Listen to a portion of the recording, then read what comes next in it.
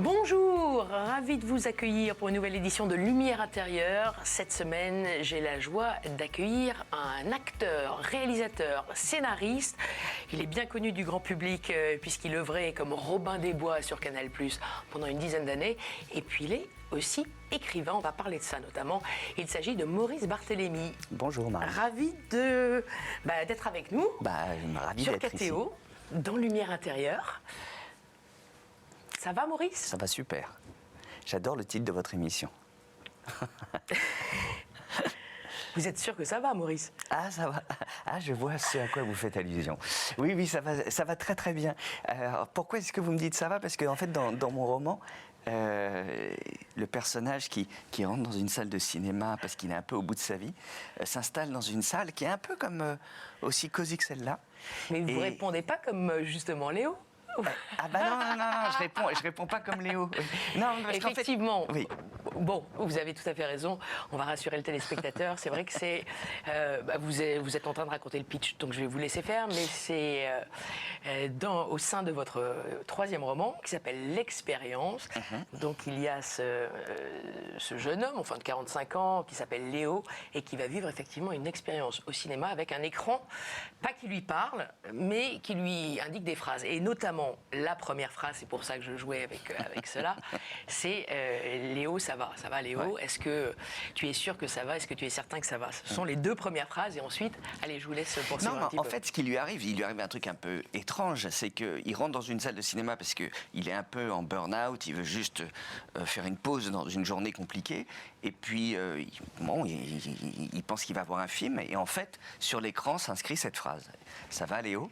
Et lui, il est un peu interpellé parce qu'il s'appelle Léo, donc il se dit, bon, c'est une coïncidence, c'est peut-être le début du film, et puis en fait, la phrase s'efface et réapparaît, et de nouveau la même phrase. Est-ce que ça va Léo ? Et là, par jeu, je dirais, il répond oui, un peu automatiquement.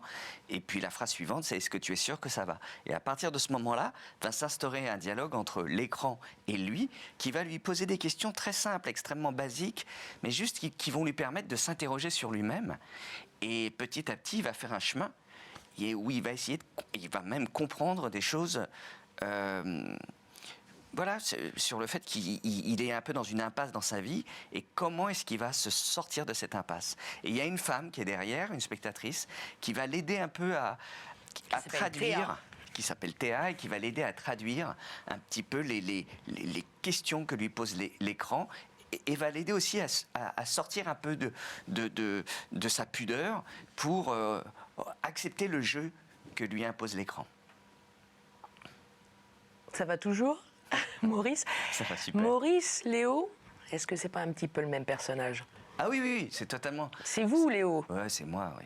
Tout ce que j'écris, de toute manière, que ce soit au cinéma, ou je sais pas, sous d'autres formes, en bouquin, c'est toujours un peu moi, oui. C'est-à-dire que je me raconte sous des formes différentes. J'essaye de me raconter de façon un peu discrète dans ce roman, où on ne se dise pas, c'est Maurice, mais oui, il y a beaucoup de moi, à la fois dans les interrogations, mais aussi dans mon histoire personnelle. Dans le vécu ? Ouais. On en reparlera. J'ai l'impression d'être chez le psy. Oui, vous connaissez bien les psys. Oui, c'est une expérience ici aussi. Ah, mais c'est tout à fait une expérience, exactement. Comme votre livre, L'Expérience, à lire chez Plomb. Alors, il y a quand même une grande différence entre Léo et Maurice, vous-même. C'est le métier de Léo. Oui. Comment est-ce que vous êtes allé chercher ça ? Il est cleaner, donc nettoyeur de scènes de crime. C'est ça. Je pensais que c'est un métier qui n'existait pas. Et en fait, c'est un métier qui existe. Il y a quelques entreprises en France qui font ça. Donc ce sont des gens qui sont chargés de nettoyer les scènes de crime, parce qu'on ne se rend pas compte, mais voilà, quand il y a un crime, parfois ça pollue l'environnement, et il faut le nettoyer absolument en profondeur pour que les lieux puissent être réhabilités. Et ils sont aussi chargés des personnes qui sont victimes du syndrome de Diogène, qui sont des personnes qui accumulent et qui, une fois décédées ou quand elles laissent la maison, est dans un état pas possible. Donc il faut tout nettoyer. Et donc je me disais que c'était bien pour cet homme qui fasse ce métier qui, pour moi, est un des pires métiers au monde, et en même temps un métier qui côtoie la mort. Et ça m'intéressait que ce personnage ait une proximité avec la mort, parce que quand même, dans ce roman, il y a quelque chose d'un peu métaphysique. Et ça m'intéressait que cet homme qui soit dans le concret de la mort ait autant de mal à aussi à envisager l'ailleurs. Est-ce que vous êtes, comme vous vous reconnaissez dans cet homme, est-ce qu'il y a des points communs aussi, ce côtoiement de la mort? Alors, oui, moi j'ai côtoyé la mort souvent dans ma vie. J'ai perdu des gens très proches. Mais pas sous cette forme-là. Pas sous cette forme, pas de façon dramatique. Mais oui, j'ai plus mes parents depuis une dizaine ou une quinzaine d'années. La mort était quelque chose qui me posait problème, moi, quand j'étais gamin. C'est-à-dire que j'étais un enfant hypersensible et qui avait une conscience de la mort très très tôt. Et donc, ça m'angoissait. C'est-à-dire que je craignais que mes parents meurent, je craignais de mourir, je leur demandais si... je vivais à l'époque près de Compiègne, à 60 km de Paris, et je leur demandais si la bombe atomique tombait sur Paris, est-ce qu'on allait mourir? Donc en fait, la mort était un vrai souci. Et puis... le hasard, si le hasard existe, m'a mis dans les mains un livre sur les personnes qui vivaient des expériences, on revient au terme expérience, en situation proche de la mort, les gens qui revenaient avec des récits après un coma.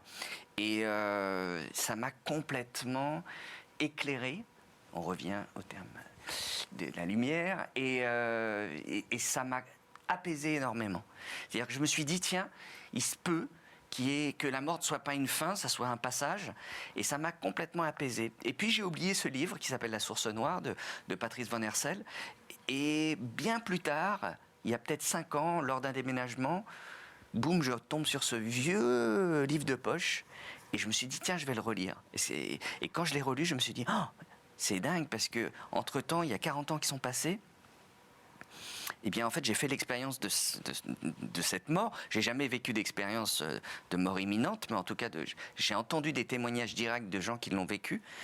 Et en fait, tout ce qui était écrit dans ce livre, ben, d'une certaine manière, je l'ai vécu par ma propre expérience. Et je me suis dit, ah, ok, donc il fallait que je passe par toutes ces expériences de vie pour, d'une certaine façon, que le livre, je l'ai vécu de façon presque concrète. Donc voilà, je ne sais pas pourquoi je me suis un peu éparpillé, mais... C'est un livre qui vous a rassuré, en fait. Ça m'a énormément rassuré. Sur la mort. Sur la mort. Sur la finitude. Exact. Et puis surtout, peut-être que ça a donné ce livre d'une certaine manière. Ouais. C'est vrai qu'il interroge aussi là-dessus, en tout cas sur la peur. Oui. Donc la peur de la mort. La peur de la mort. Puis en fait, la peur, c'est la peur de la mort est la première peur d'une certaine manière. Et je dirais que, enfin en tout cas, je vais toujours parler de moi parce que je ne vais pas généraliser, hein, mais moi j'ai l'impression que parce que moi gamin j'avais peur de la mort, j'avais un peu peur de tout. J'étais un enfant hyper angoissé, j'avais des tocs quand j'étais gamin parce qu'il fallait que je me rassure, donc j'avais développé des tocs. Bon bref, et j'ai l'impression que cette peur de la mort détermine toutes les autres peurs. Et qu'à partir du moment où on n'a plus peur de la mort, on peut commencer à s'attaquer aux autres peurs. Et en fait, l'enfant hypersensible et l'être humain hypersensible que je suis devenu par la suite fait que j'avais beaucoup de peur, quoi. Et petit à petit, j'ai fait un travail sur moi pour me débarrasser des peurs et ne plus craindre de prendre des risques. Et en fait, à partir du moment où on prend des risques, c'est là où tout d'un coup on découvre un champ des possibles génial et on se dit ah ben c'est extraordinaire, je vais vivre plein d'expériences étonnantes. Quand on m'a demandé par exemple de venir chez vous, pour moi, c'était un peu une expérience. Je me suis dit, waouh, c'est à l'autre bout de chez moi. Je ne connais pas cette chaîne. J'ai peut-être des a priori. Et puis en fait, je me suis dit, non, vas-y, va découvrir. Et puis je découvre plein de gens hyper chouettes, très jeunes, une équipe très jeune ici. Et je me dis, c'est chouette. Et puis voilà. Et en fait, vraiment, se débarrasser des peurs, c'est aller au-devant de surprises qui vont vous transformer petit à petit et qui vont vous faire vivre des expériences assez chouettes à chaque fois. Aujourd'hui, vous avez de moins en moins peur ? Oui, j'ai le sentiment d'avoir de moins en moins de peur. Ouais. J'ai 54 ans et je me dis, wow, en fait, j'en ai beaucoup, beaucoup, beaucoup moins que quand j'étais plus jeune. Ouais. Plus apaisé ? Beaucoup plus apaisé parce que je me sens plus à ma place et puis plus centré. C'est-à-dire que quand j'avais 30 ans, quand j'avais 20 ans, j'avais des envies un peu de réussite, de reconnaissance.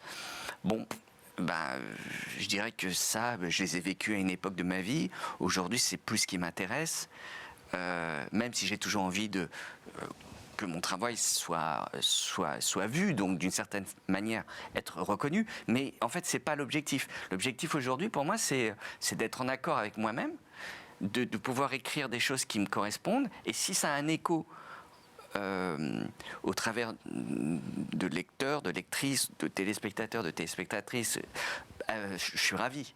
Mais en fait, moi, mon seul but aujourd'hui, c'est d'être le plus connecté à moi et essayer d'être le plus sincère. Je dis bien essayer parce c'est pas facile. On n'est pas toujours. Non. L'authenticité. Ben non, parce qu'il y a plein de choses qui vous parasitent quand même pour être authentique. Et c'est pas toujours simple. Souvent, on est déjà, par exemple en promotion, on est pris par le temps, donc on se retrouve à faire de la promo un peu superficielle, et on n'a pas vraiment le temps, comme là actuellement, de dire, bah voilà, moi, ce qui compte, c'est de rechercher une forme d'authenticité, etc. On n'a pas le temps. Et parfois, il faut être aussi un peu vendeur. Donc, il faut dire, ah, écoutez, mon bouquin, voilà, et puis utiliser certains mots qui vont être un peu, je dirais... On ne va pas dévoiler le secret du livre, mais c'est un peu en lien avec ce que vous dites. Oui, c'est ça. C'est-à-dire, oui, voilà, moi, j'ai conscience qu'il faut vendre un livre et essayer de faire en sorte que les gens se disent, ah tiens, j'ai envie de le lire, mais j'essaye au maximum au travers de cette promo d'être plus dans la raison pour laquelle j'ai écrit ce livre, pourquoi j'avais envie d'écrire ce livre, pourquoi ça m'a plu de me lancer dans ce premier roman, et plutôt que de dire ah voilà, je vais vous teaser et utiliser des mots un peu marketing. Donc ce livre est tombé à point nommé. Il fallait le faire là, à plus de 50 ans, comme vous le disiez. D'où vous est venue l'idée de l'écran? Ouais. C'est très original. C'est-à-dire qu'au départ, j'avais une idée de scénario comme ça, d'un homme qui rentre dans une salle de cinéma, et plutôt que de voir un film, l'écran va s'adresser à lui. Et puis, quand Lise Boel, qui dirige les éditions Plomb, est venue me voir en me disant « Maurice, j'aimerais bien que tu écrives un roman », j'avais aucune idée de ce que j'allais écrire comme roman, et j'ai vraiment retardé au maximum ce moment où j'allais lui dire « Ok, on y va ». Et puis, elle m'a convoqué à un dîner, et elle m'a dit bon bah cette fois maintenant il faut que tu me donnes une idée et que je valide, et je lui ai sorti cette idée de scénario. Elle m'a dit bah, c'est super, vas-y. Et donc je me suis lancé dans l'écriture de ce script, enfin je dis script alors que c'est un roman, et c'est le réflexe. Et puis voilà, je me suis un peu astreint à écrire tous les matins pendant 2-3 heures. Et puis il est sorti, j'avais prévenu mon éditrice que ça serait court, c'est un roman de 120, 130 pages, mais parce que c'est 2 heures dans la vie d'un homme, et que je voulais que ce livre représente aussi une séance de cinéma. Oui, c'est ce que j'allais dire, c'est comme c'est le temps d'une séance de cinéma. C'est ça. Mais ça pourrait être difficilement projeté au cinéma, parce que le huis clos est... Alors le huis clos n'est pas simple au cinéma. Pas simple. Mais peut-être au théâtre. 2 personnages, oui. Voilà. C'est ce que je me disais, c'est peut-être plus... Ce serait peut-être une pièce de théâtre. Au théâtre, ouais. Avec plaisir. Moi, ça me ferait plaisir parce que j'aime bien l'idée de changer de support.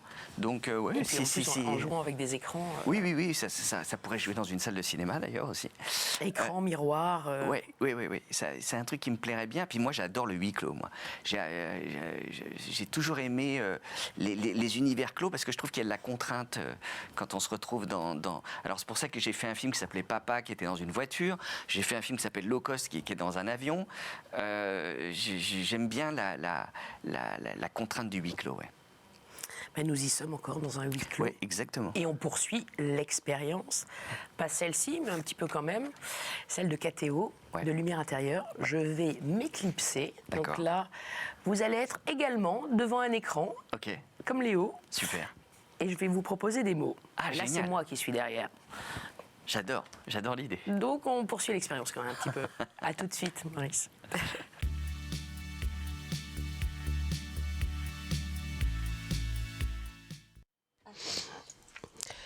Maurice, je me répète, ça va toujours. Ça va toujours, très bien.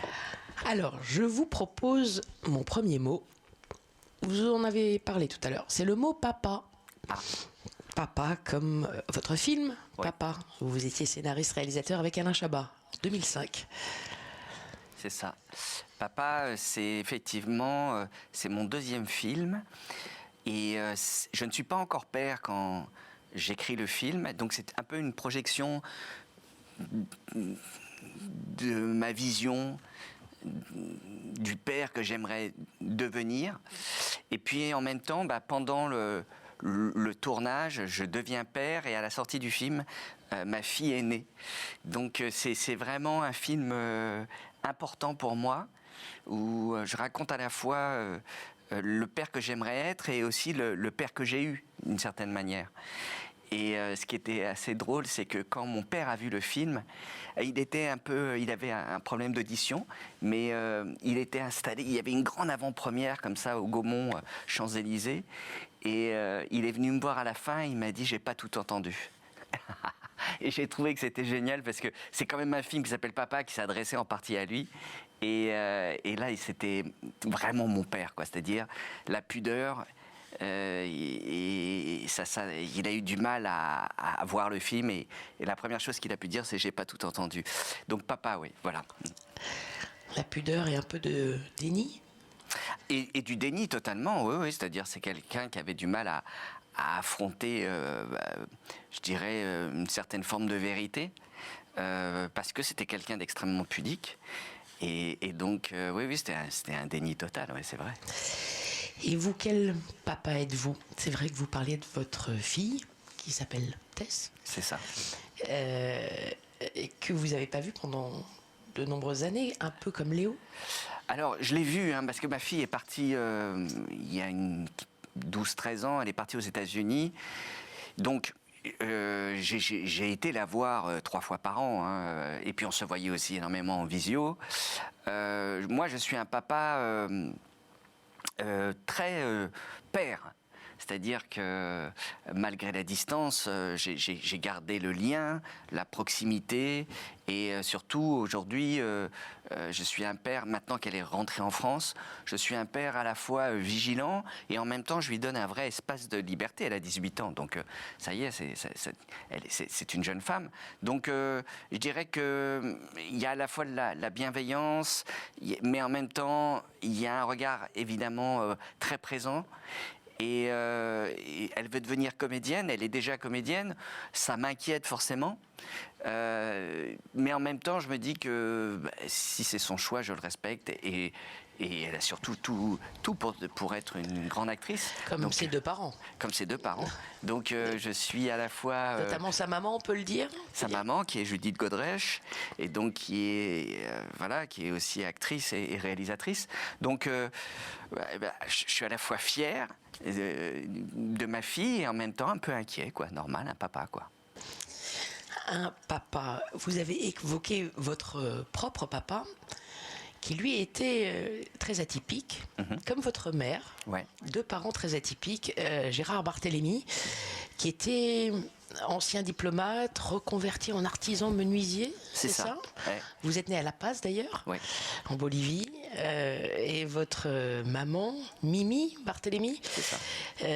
professeure d'espagnol, puis ensuite conteuse. Oui, conteuse Haïtienne, haïtienne, avec une vie très, très bousculée dès le départ. Oui, c'est ça, c'est-à-dire que j'avais des parents qui étaient assez atypiques. Un père lorrain, issu d'une famille fermière très croyante, qui lui était un peu en rupture avec sa famille, qui monte à Paris, qui rentre à Sciences Po, et puis après qui part faire la guerre d'Algérie, et puis quand il revient, il devient diplomate, attaché culturel. Et il rencontre ma mère à Sciences Po, qui était élève, et ils se marient et ils partent à ce moment-là dans plein de pays différents, en Bolivie, où je suis né, en Colombie, au Sri Lanka, au Maroc. Et puis après le Maroc, mon père décide de devenir menuisier. Il arrête la diplomatie. Il fait une formation professionnelle dans l'Aisne, à Laon, et il s'installe en Picardie comme menuisier. Ma mère, à ce moment-là, qui était femme de diplomate, devient prof d'espagnol, très vite s'ennuie et décide après de devenir conteuse des contes de son pays, d'Haïti, puisque ma mère était haïtienne, et jusqu'à la fin de sa vie, elle a raconté des contes. D'ailleurs, j'en profite pour dire bonjour, parce que j'ai vu que votre chaîne était diffusée en Haïti à Télé Soleil, et Madame Biou en particulier, que je salue, qui regarde KTO en Haïti. Et donc, voilà, j'avais des parents qui étaient des vrais 68ards, et qui m'ont laissé une grande liberté quand j'étais gamin. Et ça a été aussi peut-être ça qui m'a mis aussi un peu en danger, c'est-à-dire que trop de liberté peut un tout petit peu déstabiliser un enfant. On en reparlera. À propos de Haïti, c'est pas pour rien que votre deuxième nom c'est Domingue. Exactement. Ma mère voulait que je porte le nom de son île. Elle ne pouvait pas m'appeler Haïti, alors elle m'a appelé Domingue parce que c'est l'île de Haïti, de la République dominicaine aujourd'hui. Voilà, il y a à la fois la partie Saint-Domingue et il y a Haïti. Donc aujourd'hui, j'ai juste gardé le Maurice parce que c'était un peu long, Maurice Domingue comme prénom. Mais j'ai gardé la nationalité haïtienne en revanche. Je voulais absolument rester haïtien. Quand ma mère est décédée, voilà, c'était important pour moi de garder un lien avec ce pays pour que je puisse le transmettre à ma fille si un jour ma fille me le demandait. Donc je suis très fier de ma nationalité haïtienne. Et voilà, c'est ce lien que j'ai avec Haïti. Ouais. Car un père, c'est aussi la transmission. Oui, un père, c'est la transmission du rôle de père, et puis en même temps, voilà, du vécu du père. Et mon père était quelqu'un qui transmettait assez mal.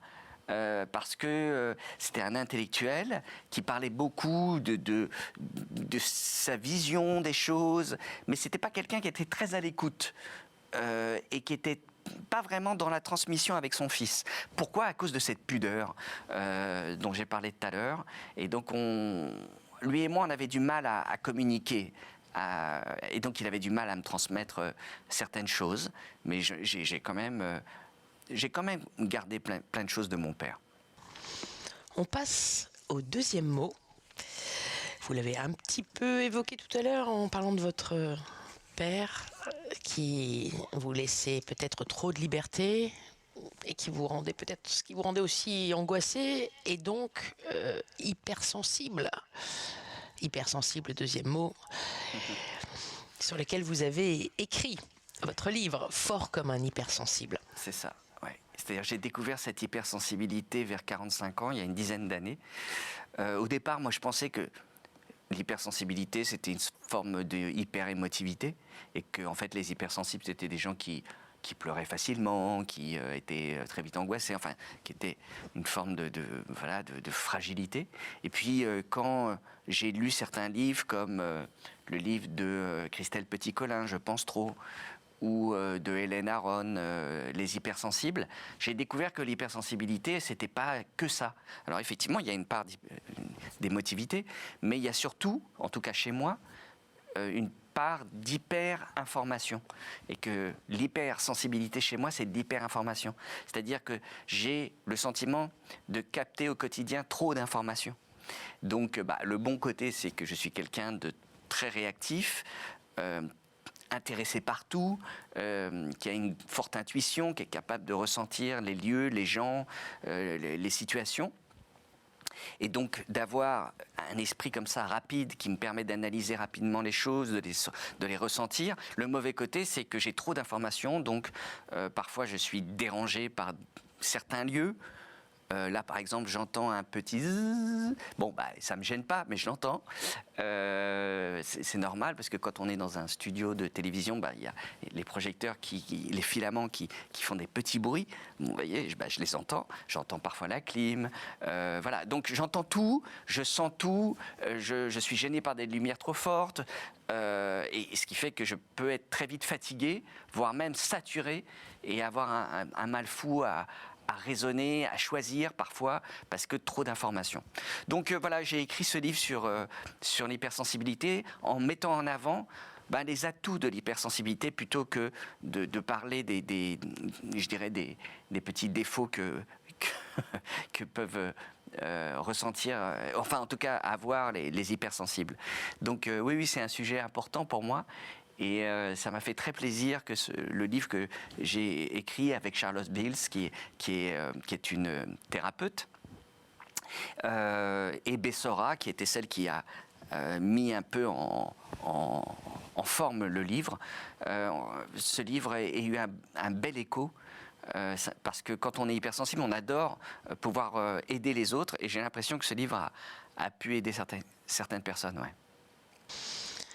Vous avez découvert, vous le disiez, votre hypersensibilité assez tardivement, au-delà de quarantaine d'années. Est-ce que vous pensez que c'est de l'inné ou de l'acquis ? Puisque, comme on en parlait, vous aviez des parents assez insécurisants pour un enfant. C'est un grand débat, ça. D'où vient l'hypersensibilité ? Est-ce qu'on devient hypersensible ou est-ce qu'on l'est ? Moi, je pense que c'est un peu les deux.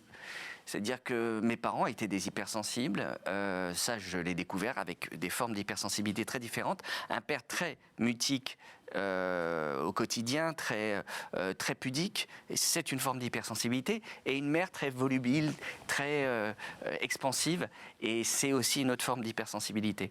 Donc, je dirais que ça, il y a eu une transmission. Et puis aussi, je dirais qu'on devient hypersensible par résilience d'une certaine manière. Moi, je pense que mon hypersensibilité s'est accrue parce que me retrouvant dans une situation où on m'a fragilisé en me responsabilisant trop tôt, ça a développé chez moi une hypersensibilité encore plus forte. Et donc, les deux, en fait. Parce que vos parents se sont séparés lorsque vous aviez 12 ans. Ouais. Vous avez 3 sœurs au-dessus de vous. C'est ça, oui. Un demi-frère et une demi-sœur après. Oui. Et vos parents sont vite partis, l'un et l'autre, chacun de leur côté. Votre mère au Honduras et votre père ensuite en Haïti, où il vous a amené vers l'âge de 14 ans en vous achetant un studio. J'ai entendu des interviews de vous. et même en vous faisant passer le permis de conduire avec une autonomie, effectivement, qui n'était peut-être pas... qui était trop grande pour votre âge. Oui. En fait, je corrige juste un truc, c'est que quand mes parents se sont séparés, ils sont partis en même temps de la maison, ce qui est quand même un cas très rare. C'est-à-dire qu'ils ont quitté la maison en même temps et ils nous ont laissés à des amis qui se sont chargés de s'occuper de nous pendant 1 an. Mais mes parents n'étaient plus là, pour vous dire comment ils étaient particuliers. Hein. Ce qui est très angoissant pour un enfant. Hyper angoissant, ça je vous confirme. Hyper angoissant. Hyper angoissant, parce qu'en plus, ils partent sans nous donner d'explication. Et il n'y a même pas une réunion de famille où ils vont nous dire voilà, on se sépare et puis on va vivre chacun une expérience de notre côté. Non. En tout cas, moi, j'ai pas eu cette explication. Ce qui fait que ma mère part au Honduras vivre une expérience théâtrale sur les côtes du Honduras avec une population locale. Mon père, lui, effectivement, part en poste en Haïti et j'irai le rejoindre quelques mois vers 14 ans, 2 ans plus tard. Mais je ne suis pas parti avec lui immédiatement. Et effectivement, quand j'arrive en Haïti, lui, il m'avait, plutôt que de m'accueillir chez lui, il m'a pris un studio, il m'apprend à conduire à 14 ans et il veut absolument que je sois totalement autonome pour pas que je sois trop, je dirais, sur lui, quoi. Parce que lui, il est totalement angoissé à l'idée d'être aussi, tout d'un coup, se retrouver avec un gamin de 14 ans du jour au lendemain et devoir s'en occuper. Et donc, il me rend le plus autonome possible pour que je vive ma vie. Sauf que moi, c'est un peu tôt pour moi. Et surtout, je suis beaucoup trop isolé dans une petite ville d'Haïti qui s'appelle Jacmel. Et en fait, très vite, j'intègre le lycée français de Port-au-Prince parce que j'étais trop isolé. Et à ce moment-là, le pays, c'était en fin 85, début 86, la chute de Duvalier, et le pays est complètement en révolution. Et je me retrouve, moi, à 14-15 ans, au milieu d'une révolution. Et, et mon père, à ce moment-là, me dit, bon, là, il va falloir que tu rentres en France. Et je reprends l'avion. Et en très peu de temps, ça a été un moment charnière de ma vie où j'ai à la fois vécu une révolution personnelle et une révolution civile. Et ça a été très, très important, ce moment charnière dans ma vie. Vous êtes donc hyper résilient. Oui. Aussi. Et hypersensible. Vous savez que les mystiques et les spirituels sont des hypersensibles. Ah, j'en suis persuadé. Et non simplement. Et c'est votre cas. Et oui, c'est mon cas. Et il n'y a pas que les mystiques qui sont hypersensibles. Il y a aussi les grands scientifiques, Albert Einstein, Oppenheimer, mais aussi les grands les Mozart, les Van Gogh. Enfin, l'hypersensibilité, on la retrouve partout. J'en suis persuadé. Ouais. Je pense que le Dalaï Lama est un grand hypersensible, par exemple. Tout cela nous mène au troisième mot que je vous propose, cher Maurice, c'est le mot spiritualité. Oui. Spiritualité, oui. Chez moi, je l'ai longtemps rejeté. Je ne sais pas pourquoi, je crois que j'en avais peur. Je pense, j'en suis certain que j'en avais peur. Je suis quelqu'un, en fait, de profondément spirituel. J'ai été baptisé catholique parce que mes parents étaient croyants. Mais j'ai pas suivi le cursus de la communion. J'allais assez peu à l'église.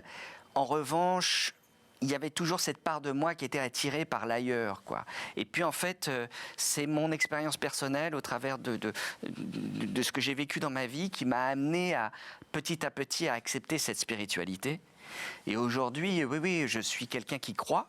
Je crois en l'ailleurs, je crois en plein de choses. J'ai ma propre religion, je respecte totalement les autres religions. Je respecte les gens qui croient, je pense que c'est très très important de croire. Et donc oui, j'ai ma propre croyance qui se traduit par des formes de prières au quotidien, mais des prières très simples, hein, juste des vœux qui sont émis dans l'univers où j'aimerais qu'il y ait des choses qui puissent se réaliser. Et surtout, j'ai constaté qu'à partir du moment où oui, on envoyait ces messages à l'univers, souvent j'avais des réponses. Quel type de message ? Des retours, c'est-à-dire que ça peut se traduire sous forme de... Ça va vous paraître un peu perché, hein, ce que je vais vous dire, mais parfois j'ai des messages à l'arrière d'un camion.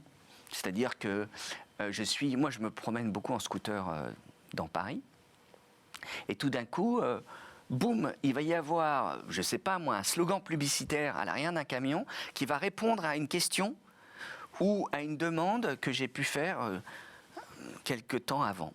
Ça peut être, je ne sais pas, si par exemple j'ai pu lancer comme... C'est marrant.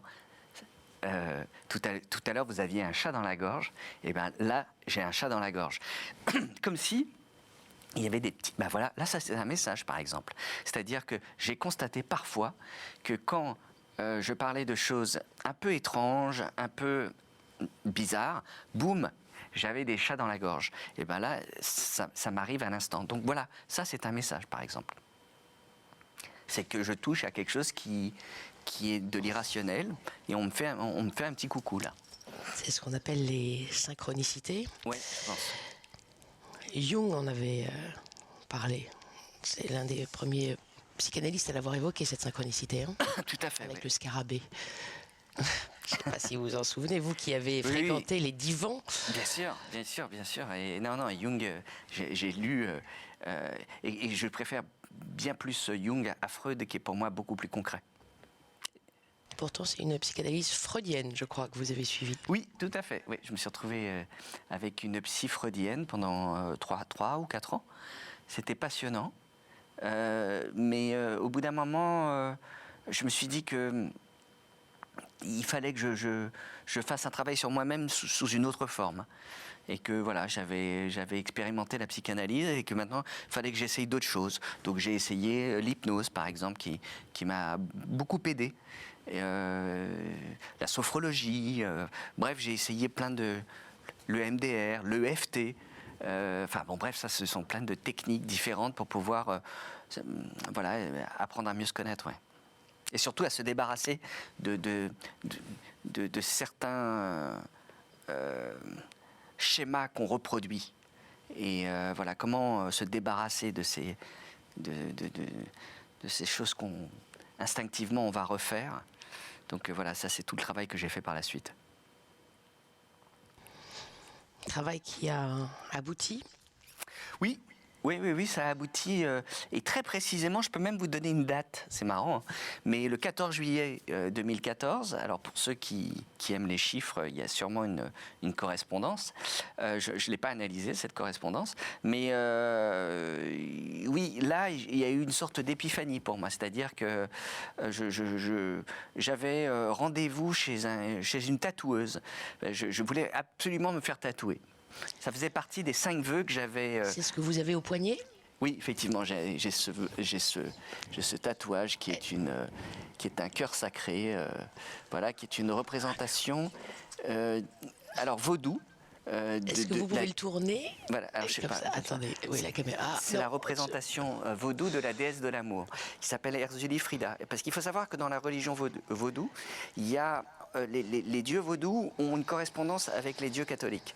Et c'est aussi, donc, évidemment, en correspondance avec la Vierge Marie et le cœur sacré. Et donc, j'avais rendez-vous pour me faire ce tatouage qui est un symbole d'amour. Et la tatoueuse me dit qu'elle va avoir du retard. Donc, bon, bah, j'ai 2 heures à perdre chez moi. Et on m'avait offert un livre qui traînait sur la table du salon, qui était Le pouvoir de l'instant présent de Eckhart Tolle. Je ne savais pas trop ce que c'était que ce livre. Et puis, je commence à le lire. Et en fait, ce livre ne parle que de l'importance de s'ancrer dans le présent. C'est-à-dire que le passé n'existe plus, ça ne sert à rien de le regretter. Et le futur n'existe pas parce qu'il n'est pas encore arrivé. Et ça ne sert à rien de le préméditer et de s'angoisser. Il n'y a qu'une chose qui est importante, c'est d'être dans le présent. Et moi, qui était en permanence dans la culpabilité ou dans l'angoisse, ça a été un coup de tonnerre. Et je me suis dit, ah ouais, mais c'est vrai que moi je fonctionne que dans le passé ou dans le futur, pas du tout dans le présent. À partir de ce moment-là, je me suis obligé à fonctionner dans l'instant.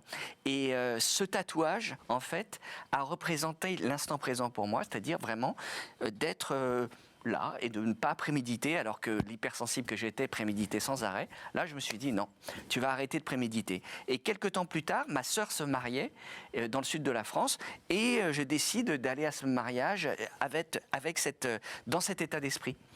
Et je vis ce mariage de façon très différente, de façon très joyeuse, alors que j'étais plutôt dans une période sombre de ma vie. Et de façon concomitante, il y avait une cascade près de l'hôtel où j'étais, et je décide un matin d'aller voir cette cascade, et elle est tellement incroyable que je décide de m'y baigner, quoi. Et voilà, j'enlève mon pantalon, je suis en caleçon, et juste en caleçon, et je me mets sous cette trompe d'eau extrêmement froide, parce que c'était de l'eau des montagnes.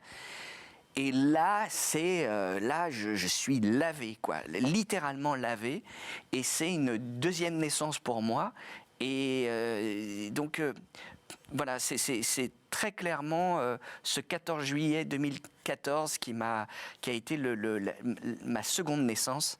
J'étais né la première fois le 23 mai 69, et j'ai eu une deuxième naissance le 14 juillet 2014.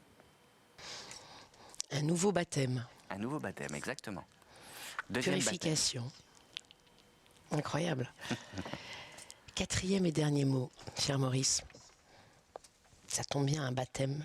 Un passage aussi ? Passage, bien sûr. Passage. Alors, dans Passage, pour moi, alors Passage, c'est marrant parce qu'il y a deux choses qui viennent à mon esprit. J'ai vécu dans un passage qui était un passage couvert, vous savez, les passages couverts parisiens, comme la Galerie Vivienne, ou, et ben moi je vivais dans le passage Choiseul. Je sortais d'une période très sombre de ma vie, et le premier appartement que j'ai trouvé était dans un passage couvert. Et donc je me suis dit, symboliquement, c'est génial, je vis dans un passage. Et puis, la deuxième évocation qui me vient à l'esprit, c'est la mort. C'est-à-dire que je craignais que la mort soit une fin quand j'étais enfant. Et aujourd'hui, je suis persuadé que c'est un passage. C'est un passage vers autre chose. Alors, j'ai aucune idée, même si j'ai quelques petits indices.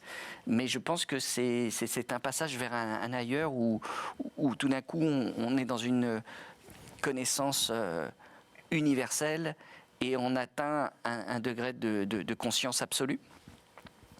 Et qu'en fait, moi, la propre théorie que je me suis faite, c'est que, en fait, on vient faire sur Terre, on vient vivre une expérience et qui nous permet d'avoir une conscience qui va s'affiner au fur et à mesure de ces expériences. Donc on vient faire régulièrement des passages sur Terre pour affiner cette conscience. Et donc voilà, moi j'ai une vraie conviction que l'âme demeure et que c'est la raison pour laquelle j'ai pas peur de mourir. Et que je me dis que voilà, au contraire, je pense que le jour où je vais passer, je vais connaître quelque chose d'absolument fou, quoi. Et j'ai eu des témoignages directs de gens qui sont venus avec des souvenirs incroyables où ils sont restés à la porte, hein. Et rien qu'en découvrant la porte, leur vie par la suite a été modifiée. Donc voilà, le passage est quelque chose qui ne m'effraie pas, non. Ça ne veut pas dire que je le souhaite, hein. Je vais profiter de ma vie au maximum, mais Au jour le jour. Au jour le jour, exactement. Vous disiez qu'il y avait des allers-retours de l'âme, non? Vous n'avez pas parlé d'aller-retour? Des allers, à quel niveau précisez-moi, c'est ce que vous entendez par aller-retour?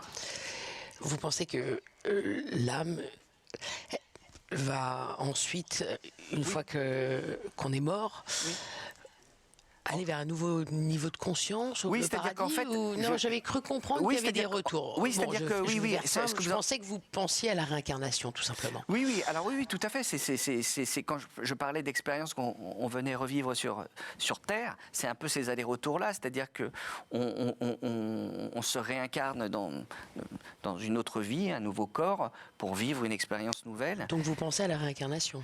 Oui, je pense que oui, tout à fait. C'est quelque chose que j'envisage absolument. Ce qui n'est effectivement pas du tout dans la religion catholique. Non, effectivement. Voilà, c'est ça. Mais bon, on peut dire que la résurrection est une forme de réincarnation. Après, je vais peut-être énerver certaines personnes, mais une transcendance. Mais en tout cas, j'ai toujours pensé qu'il y a énormément de corrélations entre les trois grandes religions et que en fait même les populations indiennes, amérindiennes, il y a toujours des grands parallèles dans ces croyances-là. Et donc, je me dis, en fait, quel que soit le nom de la religion, je pense qu'on parle tous de la même chose, quoi, quelque part. Donc voilà, oui, mais certes, les bouddhistes appellent ça la réincarnation, d'autres appellent ça différemment. Moi, je suis pour l'universalité des religions, voilà.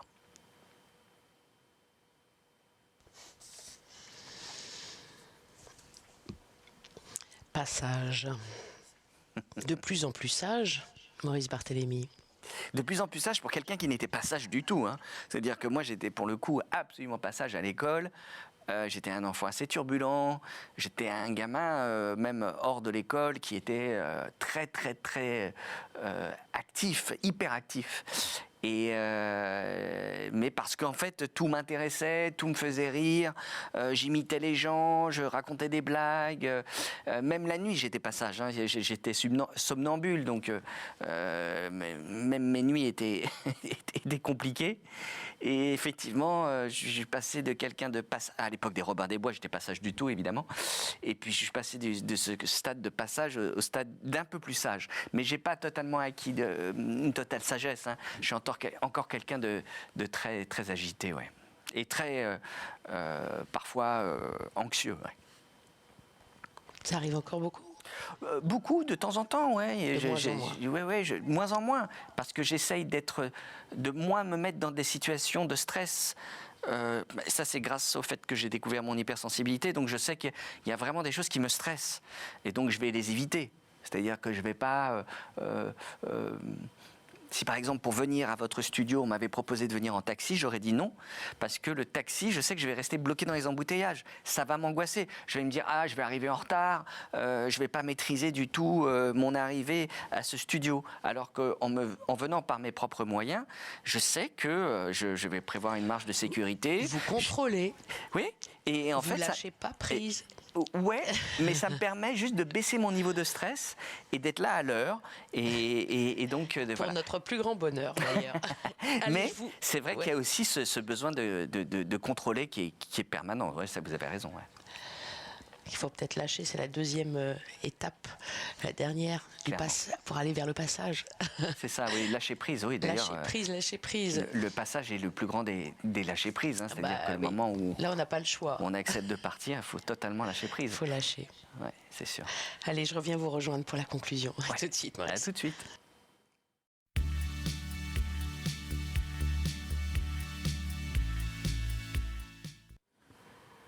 Maurice Barthélémy, je suis de retour en face de vous pour cette dernière partie de Lumière intérieure sur KTO. Et j'aimerais bien avoir votre retour d'expérience, c'est le cas de le dire. Ouais, de ce qu'on a vécu. Oui. J'ai été très troublé par ce qui m'est arrivé sur ce chat dans la gorge qui est arrivé au moment où je cherchais les messages que je pouvais recevoir. Alors là, ça m'a vraiment très surpris parce que ça a été une pointe qui est arrivée et qui a disparu aussi sec. Donc vraiment, j'en suis encore là, je suis en train de me poser des questions de qu'est-ce qui est arrivé à ce moment-là. Qu'est-ce qui a pu arriver ? C'est peut-être un petit signe des gens qui m'entourent, qui m'ont dit, tiens, voilà un petit signe, par exemple. Donc non, c'était extrêmement surprenant. Ouais. Vous sentez que vous êtes entouré ? Oui. Par vos parents qui ne sont plus là ? Oui, j'ai toujours... je leur parle, hein, très, très souvent. Hein, je leur dis... voilà, je parle plus facilement à ma mère qu'à mon père. La communication continue comme avant. Comment ? Mais non, mais je pense à eux. Je sens parfois leur présence bienveillante. Après, j'ai pas de signe particulier, mais non, je vis toujours avec les gens qui sont partis. Ouais. Est-ce qu'il y a un mot qui vous a davantage marqué, touché, parmi les 4 proposés ? Passage, j'ai adoré Passage, ouais, parce que ça évoquait à la fois des choses que j'ai pu vivre. J'aime bien le principe des jeux de mots aussi, c'est quelque chose que j'utilise beaucoup. Et puis ça parle aussi du passage le plus important. Donc j'ai aimé. On reconnaît l'univers un peu psy, Passage, lacanien. Aussi dans votre livre, avec le on, n'est-ce pas ? Oui, tout à fait. Il ne faut pas dire on, il faut dire je. Oui, c'est ça. Parler pour soi. Ouais. Et il y a un secret aussi qui est dévoilé dans ce livre de Maurice Barthélémy, l'expérience, à lire chez Plomb. Ça se lit effectivement le temps d'une séance de cinéma. C'est ça. 90 minutes.